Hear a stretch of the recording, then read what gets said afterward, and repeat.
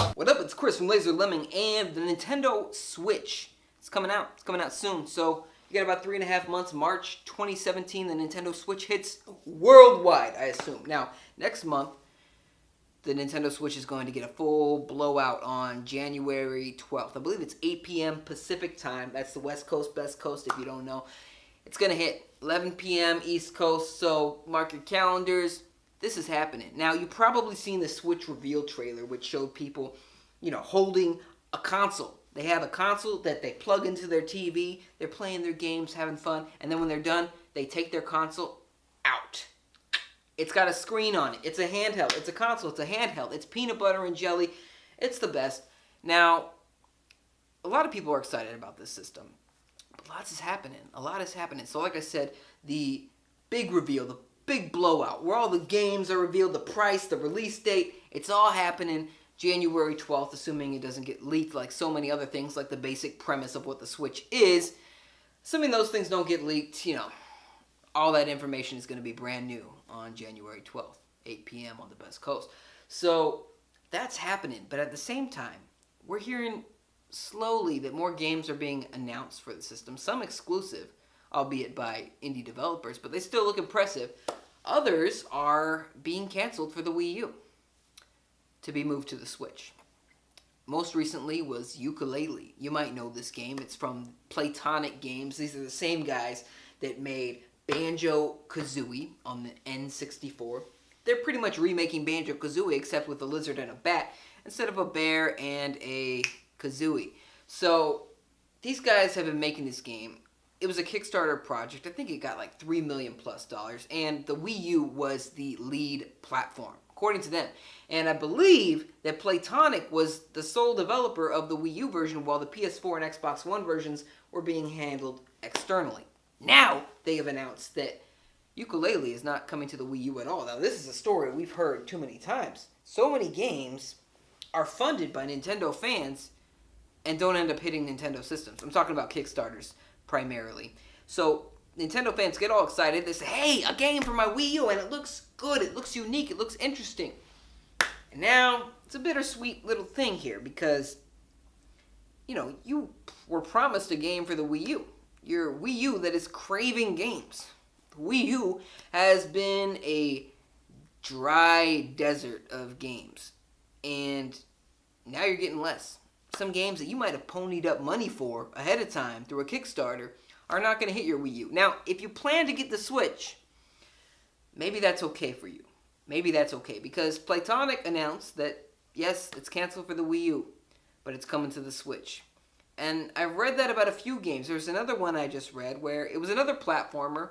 This one, I can't remember the name, but another platformer, similar in style, it looked like. I think it had a rabbit and some other little animal on his back. Very similar idea as far as a few screenshots taught me. But that game is no longer hitting the Wii U. It might be hitting the Switch. Another one, I think it's It'll Do, Little Do, whatever his name is, also coming to the Switch. A bunch of indie games are being moved to the Switch. Now, you don't hear that with the AAA games. You don't hear that with the EAs and Activisions and Ubisofts or Warner Brothers of the world because they ain't making any games for Wii U anyway. So if they had projects that were originally planned for the Wii U and moved to Switch, they were moved to the Switch years ago. Or maybe Nintendo just blew them away and they were never headed to the Wii U, and these developers are like, hey, new console, we got to give it a chance. And, the Switch is really catching developer interest. If you got Skyrim coming to the Switch from Bethesda, listen, this company has not screwed around with Nintendo for probably decades now, except for a little flirtation with the Wii with some crap that they released. Shovelware. We saw a lot of that. I don't know if I'm rambling enough for this video yet, but the Switch is just very interesting to me, and I am looking forward to what Nintendo shows off on January 12th, and I'm hoping more games get announced.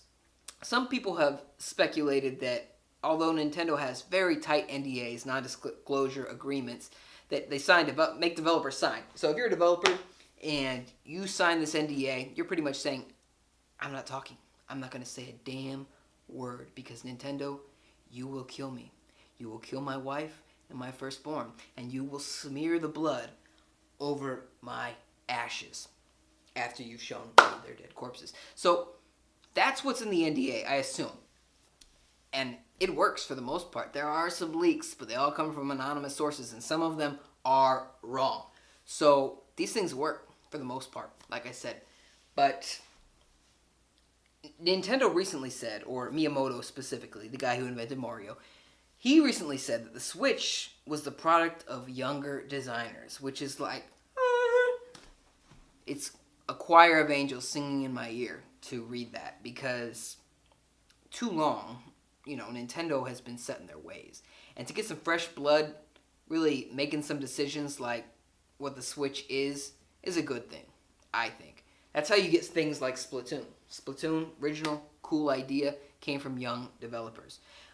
I think Miyamoto's a great designer, but I think it's very wise of him to step back sometimes and let other people take the reins. We need more new IPs on the consoles for Nintendo. Wii U, not so much. It was all established brands coming from Nintendo.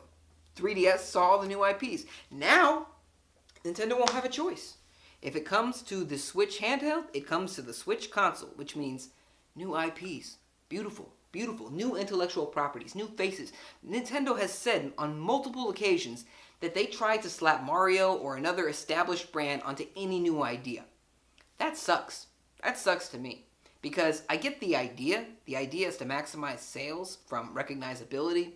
But to not see anything new as far as faces go, new characters, something, that sucks. So I welcome new blood. New blood, designing systems, designing games. It's great.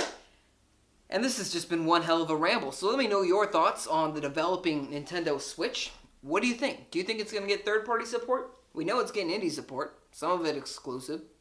That's cool. Some are saying, this thing is powerful enough. Recently, there's been rumors that it's based off of an older version of the Maxwell CPU. I'm going to botch this, but supposedly it's going back and forth on whether or not this thing is up to snuff, whether or not it's an Xbox One quality, PS4, maybe a little bit less than both. But the thing can hold its own, at least according to the developers that have spoken about it. So, let me know your thoughts. What do you think of the Switch so far? Granted, nothing really has been revealed outside of a select few games and features of the system. But let me know your thoughts. Comment section below. Subscribe for more if you haven't already. I'll see you soon.